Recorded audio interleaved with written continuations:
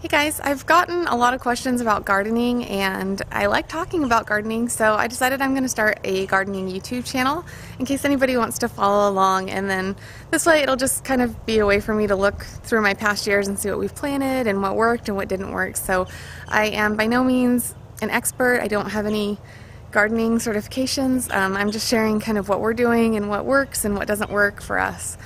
So I live in Beaumont, Texas, which is just outside of Houston. So in the very southeastern part of Texas where it's really, really warm. So the nice thing about living in the very southern region is that we can grow year-round.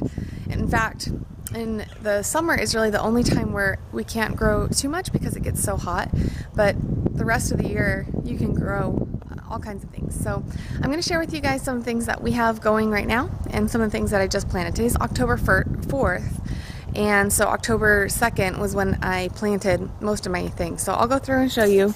I have two gardens in our backyard. This is what I call garden number 2, and over there is garden number 1, which I'll walk over there in a second. Here I have all these beans that I planted. I just put seeds in about I think I planted them every 4 inches. And I planted the first round back in August, and only 3 plants took. So I have 3 plants in here that are actually producing beans. I harvested these yesterday, so there's not a lot of big ones, but if you can see in there are just pulled beans. Now, I don't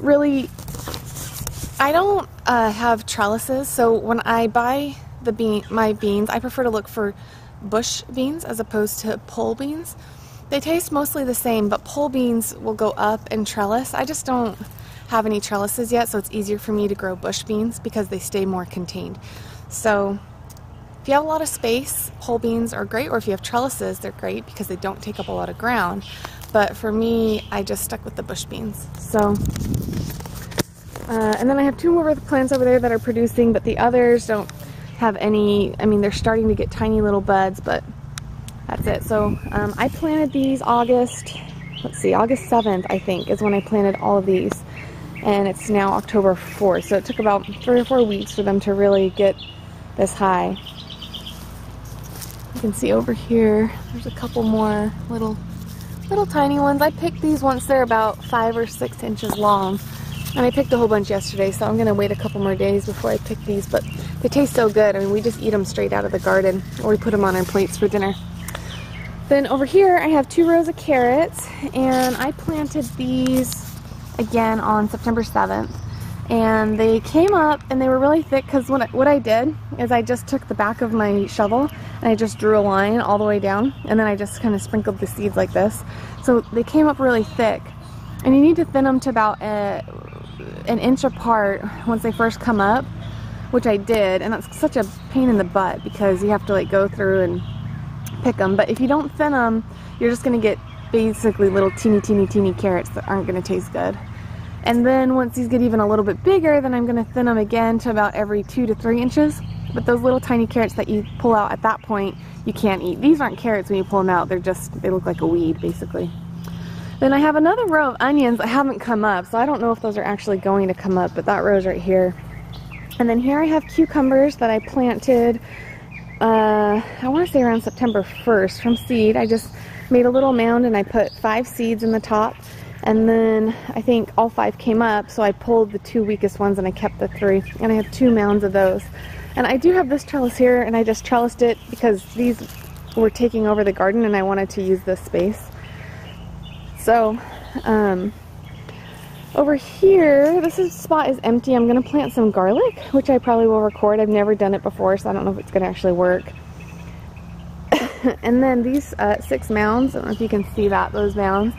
Those are butternut squash that I just planted on October 2nd, which is kind of late for squash, so I hope they turn out. I don't know if they're going to or not. And then here I have a row of spinach and a row of kale, I think. If I can remember correctly. I may have 2 rows of each. And when I plant those, I just read the instructions on the back of the seed packet to figure out like how far apart I need to space everything. And a lot of times I'll just watch a lot of YouTube videos. Like when I was thinning carrots, I just looked up on YouTube how to thin carrots, and that's really how I learned a lot of what I've done. These tomatoes, the cool part about being here in Southeast Texas is that you can grow fall tomatoes. So I planted these, I want to say September 2nd or 3rd. I got transplants from a local nursery. I called around because a lot of our nurseries didn't have tomato transplants. Nobody had them. And so there was a nursery in Beaumont, I think it's called Sunshine Nursery, and they were driving to Houston that day, and they said, we don't have any transplants, but if you want, we can pick you up some. And I said, that'd be great. So these are the Top Gun variety. I originally bought 6, and 2 of them never took. They just died as soon as I put them in the ground. It was actually, they were in this spot right here, so I don't know if it was the soil, because I put the first one in, and the other one I didn't plant because I only had room for 5. That one died. I put the second one in, and it died too, so I'm not sure what happened, but you can see I have quite a few tomatoes that are coming up here, and these ones are starting to turn, and these will continue to grow until the first frost, which in this area is usually around mid-December. You can see all those tomatoes. And so in the spring I had a hard time with my tomatoes because they actually got so big that they were falling over. I didn't have stakes that were tall enough to stake them. So I'm trying something new this year. My plants are, I mean, if I hold them up, I don't know if you can see this, but I'm 5'8", so the plants are now about 6 to 6.5 feet tall. And so what I did is I just looked on YouTube what to do. So the top of the plant I pinched off with my finger, hoping that it won't continue to grow. So that way all of the energy of the plant is just going to continue to go into the fruit that is currently there instead of growing the plant. Because we really only have like 2 more months for these plants to grow until the first freeze, and so I don't want the plants to really get bigger. I just want them to ripen the fruit that's on there. And hey, cat, get off me. Get off. Get off. One thing about tomato plants is that I come out here pretty much every day and I look. So this is called a sucker, and I just pinch these off. So that way, again, the energy of the plant is going to go into producing fruit of the part that's already grown. The best way sometimes it's hard to tell what's a sucker and what's an actual part of the plant. The best way I can describe it is like, think of your body and your arm. It makes like an L shape, and then if something were to grow right out the middle, that would be a sucker. So like for example, this was a sucker that I didn't pinch off, but now that it's so big, I feel bad because it's already starting to get some flower buds. Well, I don't know actually if those are flower buds. Yeah, see, there are flower buds right there. And so now I don't really want to pinch it off because it could produce fruit. So that's why I try to come out and get the suckers once they're really little, like this one right here. You can see it's really tiny, so I just pinch it off before it has a chance to grow. So part of the reason why I think my tomato plants have done really well is because I kind of just pay attention to that. Once they start to get a lot of suckers, I mean, I'm in the garden every day basically, so the energy of the plant is going to producing that fruit. The other thing is that as the plant grows, I will kind of pull off any of the bottom, like if you notice, none of my plants have leaves really on the bottom part, and the leaves on the bottom start to kind of look unhealthy. So as soon as they start to do that, I will prune those and just pull them off. Even these ones are starting to look a little close, but they're okay. I'm going to leave them. You don't want to prune all the leaves because the leaves are what collect sun and chlorophyll. I think I'm saying that right. And that's what provides nutrients to the plant. But you do want to prune off any unhealthy leaves. And then also, like whenever rainfall happens and the water swashes off the ground and splashes onto those leaves, and so sometimes they're prone to disease or mold, and so you kind of want to get any unhealthy leaves off. So those are my tomatoes. Here, this on the 2nd, so 2 days ago I planted, this is a sweet basil, I think, or maybe this is lemon basil. Let me taste it. Oh no, that's my lemon basil. Tastes so good. And then these are garlic chives. And I just bought these transplants at, I think my local, where did I get these? Yeah, my local nursery is where I got these ones. So that's basically everything we have in our garden number 2. One other thing I forgot to add, I do have 2 rows of kohlrabi in garden number 2. I've never grown kohlrabi before, but my friend, one of my best friends, she says it's her favorite vegetable to grow, so I thought, why not? I'll just grow it. And then this is the main thing I actually wanted to point out that I forgot. So I found this book at the Giving Field, which is a community garden in Beaumont, and it is like my guide. I mean, everything I know basically about gardening in this area I learned from here. So it was $35 and like the best $35 I've ever spent. And I mean, it goes through everything. It has all tips for organic gardening, and it tells you everything you could ever need to know about every vegetable, about what soil to use, about what to add to your soil, about where to buy seeds in this area. I mean, it's like the most amazing book for gardening in the Houston metro area. And my favorite part is that it has this calendar. So it tells you, you know, January, February, March, and then it goes through every vegetable, and it says, like, if it has a star, that means those are the ideal dates to plant. So it tells you when to plant, and if you should plant from seed or from plant or from a set. And it has it for every month out of the year. And it has major crops and minor crops. It's just like so helpful. So that's how I knew, okay, October, like basically I'm looking at my major crops for here for October. So, okay, I knew October 1st through 14th are the ideal times to plant broccoli. Oh, well, I guess I read my guide wrong. So broccoli plants, I guess, are the 24th through the 31st, but that's okay. I planted mine a little bit early.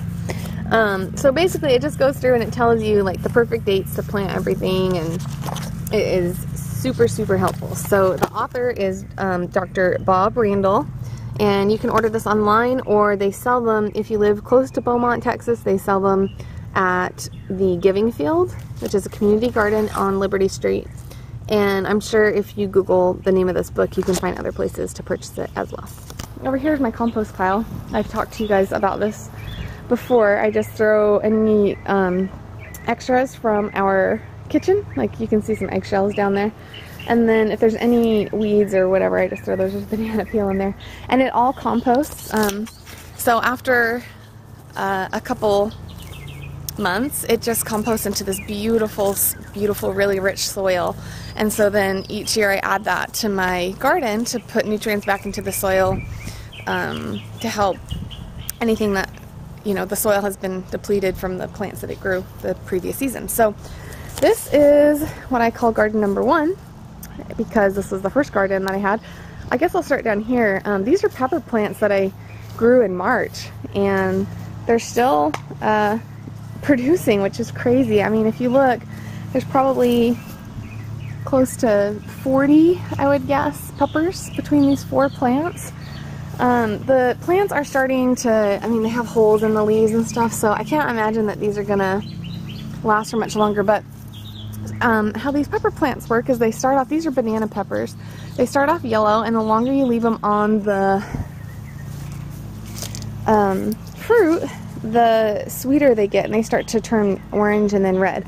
So like, here's a green pepper, and I'm just going to leave this on the vine, and then it will eventually turn orange, and then it will turn red, and it gets sweeter as it changes colors too. So you can see over here, there's like a yellow one, so I'm going to leave that until it starts to turn red like that one did. There's an orange one over there, you can see that.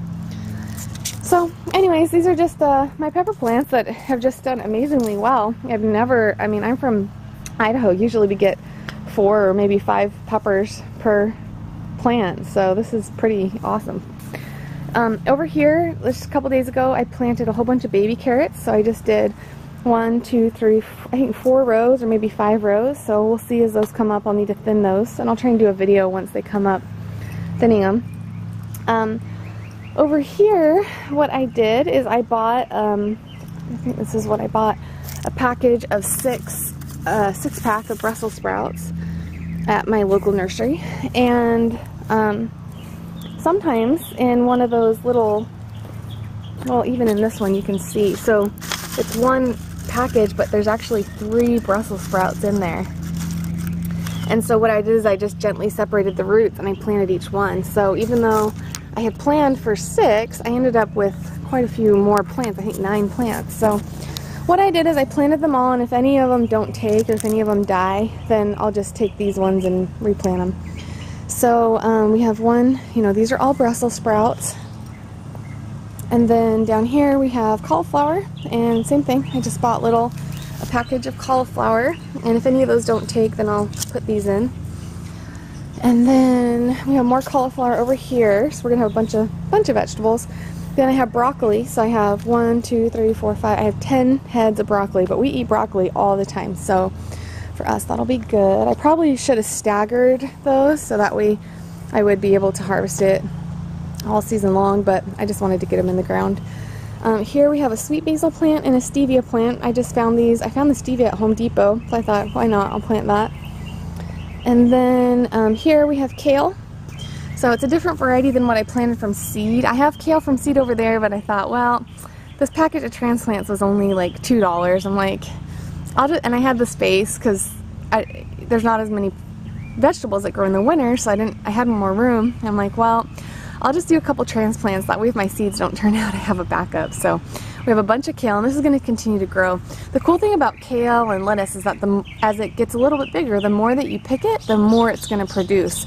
So you want to be constantly picking the outer leaves, and that will help it continue to produce and produce and produce all season long. Here, I planted a few onion bulbs. I just found these again at my local nursery. They're little tiny, they look like mini onions, and I just planted them an inch down in the ground. And those are going to take a long time before they're actual full-size onions. Probably will be until the spring. And then these, I have red cabbage over here. Again, bought that at my local nursery. Over here, I have all kinds of different kinds of lettuce. So I have spinach that I bought from transplants. Again, I have spinach growing in my other garden from seed, but I figure this way it'll be staggered a little bit, so this will come in a little bit sooner, and that way if my seed spinach doesn't work out, then I have a backup. Here I have a row of either radishes or beets, can't remember, that I did from seed. And then I have romaine lettuce here and Bib lettuce here, and then I also have either radishes or beets here, I can't really remember. And then here I have Swiss chard and some more butter crunch Bib lettuce. What I like to do is put the markers wherever I planted them. So I need to water right now, so what I do, I can usually tell when I need to water is if I feel the soil, and like right now it's really crumbly and dry, so I can tell that I need to water. If I feel the soil and it still feels a little bit moist or damp from either a previous watering or rain, then I know I don't need to water. So that's pretty much what we have in our garden. I also have one satsuma tree, which is like a little orange tree. It had a bunch of fruit when I first got it from the nursery, which I cut it all off because I want the energy of the tree basically the first 3 years they say you want the energy of the tree to go into growing the tree and not producing fruit. But I did keep these 2 just because, I don't know, I just wanted to. But there were like 8 to begin with, so this tree isn't really going to produce a lot of fruit for us for probably another 3 years. So hopefully we don't move before then. It'd be kind of a bummer. And then over here we have a lemon tree, and I learned my lesson last year. It got pretty cold, it froze on us a couple nights, and I didn't wrap my trees. And actually I had a different satsuma tree that totally died, so that I had to replant this August. And then this one, I thought it was totally dead, but it ended up coming back to life amazingly. Like this whole thing was just dead. Last February it was just brown and dead, and it just all came back. So this is our lemon tree, and again, that probably won't produce a lot of fruit for 2 or 3 years. And then over here we have 3 different blueberry bushes. When you plant blueberries, you want to get 3 different varieties so they cross-pollinate with one another. So as you can see, these are all the same size when I planted it. This one is almost 6 feet tall, and the others are, I don't know, 2 or 3 feet tall. So that is, and our blueberry, these didn't produce anything this year, so I think it'll take a couple years for these to produce. So that is basically what we have in our garden. One other thing I just wanted to go over when I fertilize, let me show you in our shed here. I do use this stuff called MicroLife, and that's really all I use. And I just use these interchangeably. So basically, I'll take my little, I don't know, this is just a little extra garbage can I had. And I, before I plant, I fill it about 1/4 of the way with the blue and 1/4 of the way with the green, and then I just sprinkle that over each garden. it ends up being, if I remember correctly, 3 cups of each. And that just really is a organic fertilizer that I use, and then I just kind of use this rake and I mix that into the dirt and then I water it, and that's really all I use. I don't use a lot of other fertilizers. I've bought other fertilizers, but I don't really use them. And then the other thing that I do is I keep track of, like I have this little notebook here, and I keep track of the dates that I plant everything, so that way for next year I'll know what I did and I can rotate my crops. I also use a website called smartgardener.com, and it is such an awesome website. It's free, and you can tell it the dimensions of your garden, and it will optimize. Like you can tell it what vegetables you want to grow, and it will say based on a family your size, then you should do this many plants of this, and this is the space that you'll need to put it, and it totally grids it out for you. So it is really awesome, and I use that almost every year with my garden. So that is our garden. If you have any questions, leave it in the comments below. If you want to hear more gardening tips and updates, make sure to subscribe to this channel, and I will have an update in probably another 2 or 3 weeks, just showing you what's starting to come up and how I'm thinning things, and if I do add fertilizer, I'll show you what fertilizer I add, and hopefully we can learn together. I hope you enjoyed this video. If you like it, make sure to give it a thumbs up.